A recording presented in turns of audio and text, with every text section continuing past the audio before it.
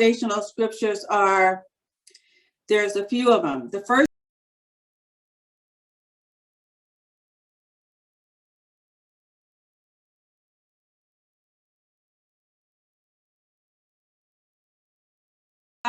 See if you can go to shared screen now. Share. Oh, screen. And I hit Zoom, share screen, start broadcast. Okay, let's see. Did that work? No. Stop, hold on.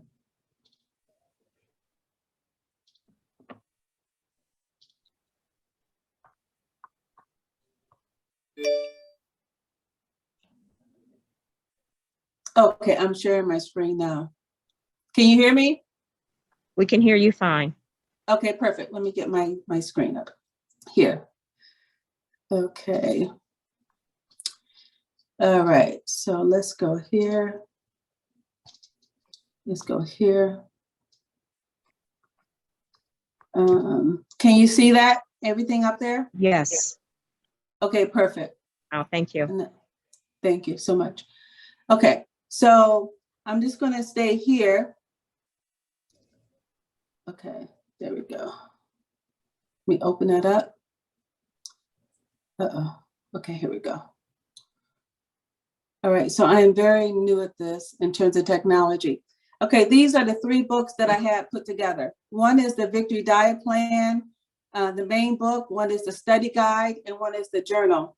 So I put together 3 different books. The diet plan, Easy as 1, 2, 3, is a weight loss system that goes into actually how to lose weight, mainly based on a pescatarian lifestyle.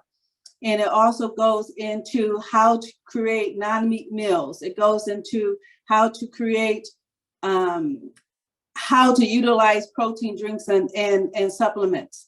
It goes into how to utilize whole grains. So I really believe that we have to focus on inflammation. We have to focus on ways of decreasing inflammation. And you do that mainly by how you eat. If you notice how our body interprets negative energy or negative situations by trading that into inflammation, that inflammation affects our body, our cardiovascular system, our renal system, our neurological system, and we end up with all sorts of conditions as a result. But we could win the battle over that in terms of using our nutrition to win that battle. And the Victory Diet Plan talks about how to do that.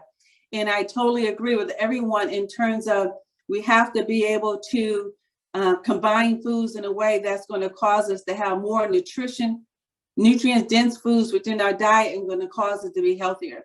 And so in the Victory Diet Plan, I have 5 fundamental principles that I really talk about in the Victory Diet Plan.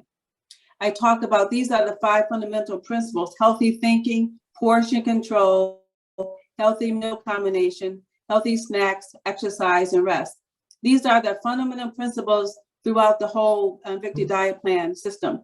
The Victory Diet Plan study guide is an intensive care in terms of behavioral modifications to help ones overcome situations that are interfering with them losing weight. I talk a lot about familiar environments in terms of why we eat, where we eat, and I give insight in terms of how to counteract that. The journal that which I talked about as well as a tracking system. I'm an encourager, so I encourage people how to track their meals. But the main goal of helping people track their meals and plan their meals is to make sure they get enough nutrients in their diet. I don't like patients to count a lot of calories. What I like them to do, I want them to be normal. I want them to think about food normally. I want them to learn how to focus on food. I want them to learn how to focus on food normally. So this is the. Okay, we need you to mute your devices. I'm sorry, Dr. Kim. Oh, that's okay. Anyone and everyone that is on the call, please mute your device. Thank you so much. Okay, please continue. Okay, no problem. So I have 3 books: the Victory Diet Plan, the study guide. So I have people use the study guide and the main book together. The study guide is a 3-month program where I teach people how to make behavioral modifications. The first week is how to think like a winner. The second week is how to change your focus. And I have a 12-week system to help people change their viewpoint and change their perspective on themselves. And the whole underlying goal is to teach them how to love themselves enough to make healthy changes. And the study, once the study guide is done, I have them go to the journal where they can track their success. And when they track their success, they're meaning tracking how much nutrients they're having throughout the day. And I developed my own, through the grace of God, I developed a pyramid. So this pyramid talks about how to really structure your plate. And I know I have red meat on here, I have poultry on here, and I'm mainly a pescatarian.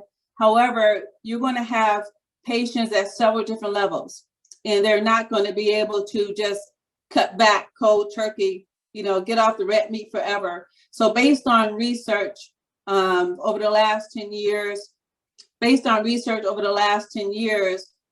this combination of poultry, red meat, fish are the bare minimums that people can do to kind of really maintain their health. And so I have patients say, Doc, I'm just not going to give up that steak. I said, well, okay, just limit it to twice a month. And, poultry, maybe 3 times a week, and fish, maybe 3 times a week. But I instruct them how to incorporate the right type of fish, the deep water fish. The fish are going to have more nutrients, more vitamin D in them, more balanced omega-3s and omega-6s in that fish themselves. And I talk about how to check with the EPA of the area and how to get fish that's not as contaminated to prevent contamination with mercury and other impurities. And then the next below that, I have whole grains. I think people should eat whole grains only because you're going to have protein, you're going to have your fiber, you're going to have a lot of your nutrients, all your B vitamins, you're going to have your folate, you're going to have a lot of things in there that's going to provide you with nutrient-dense food. And the bottom of the pyramid here talks about how to really incorporate what is your day should look like, how much water you should have, the best types of exercises and the best amount of exercise. And this is kind of like the bare minimum, because you have to remember the main people I'm trying to reach is everybody, and everyone isn't there yet. And they need to start slowly. I talk about helping people making lateral shifts, for example, from potatoes to turnips. I do a large a lateral shift in terms of glycemic load, in terms of butternut squash. It's better than corn, it's better than peas, it's better than corn, it's better than brown rice, it's better than white potatoes, it's better than sweet potatoes, and it's better than white potatoes. And I have some people, well, I'm not giving up my potatoes. I said, well, don't bake them, boil them.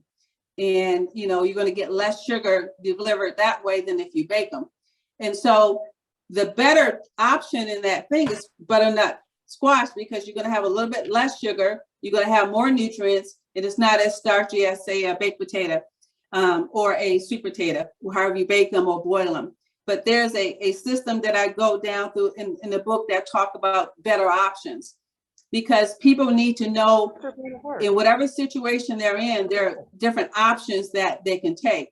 They may be on the road and they may have no other place to go but McDonald's, but there's better options wherever you go.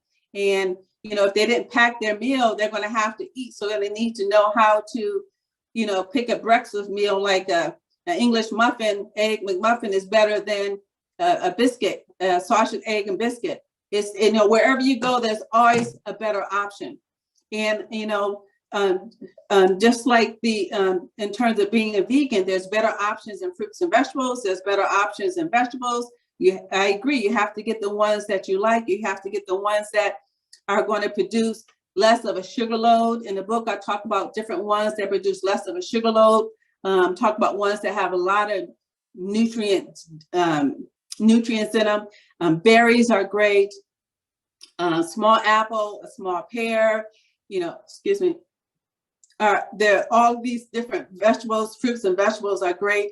I do a lot of people who are diabetic, who are insulin resistant. So I usually only limit to 2 servings of fruits a day. And I do a lot of combinations. And with that, the 5 fundamental principles in terms of healthy thinking, portion control, let's go to meal combinations. I talk about helping them learn how to combine and make different types of meals based on what they have. And so here I am showing people how to combine different foods together to make non-protein meals, because remember, when you are making a non-protein or traditional protein meal, you need to have the right amount of amino acids. And if you combine these foods together, the top, it says brings the legroom, if you combine them with the things below, you're going to have a complete protein. And you don't have to do this at one sitting. You just, if you do this throughout the day, because you could be healthy, you could eat healthy, but if you don't have the right combination, you're not giving your body what it needs to be successful. You're not giving it the nutrients and the vitamins and the minerals that it needs to be successful in order to fight off cancer. You know, I agree, cancer just didn't happen. You know, it just didn't come out of the blue. Our bodies are meant to fight all these free radicals and fight cancer and to repair the damage to the cells. But if we don't have nutrients to do that, that's not going to happen.